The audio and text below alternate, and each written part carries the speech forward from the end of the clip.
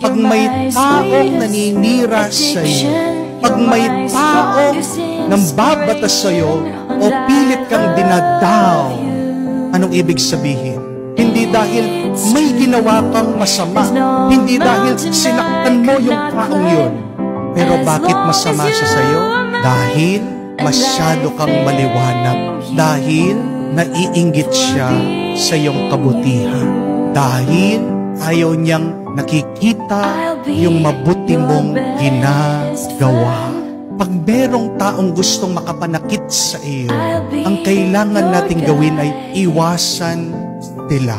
Huwag nating aawayin ang mga taong ito. Kailangan natin tanggapin, minsan sa buhay natin, meron talaga mga taong ugaling ahas. Amen? Na kahit na anong ginawa mong mabuti sa kanila, pinakain mo na sila, inalagaan mo na sila, tinulungan mo na sila, anong gagawin nila? Kamukha ng ahas, tutuklawin ka. At ano ang kasabihan? Do not allow the same snake to bite you twice.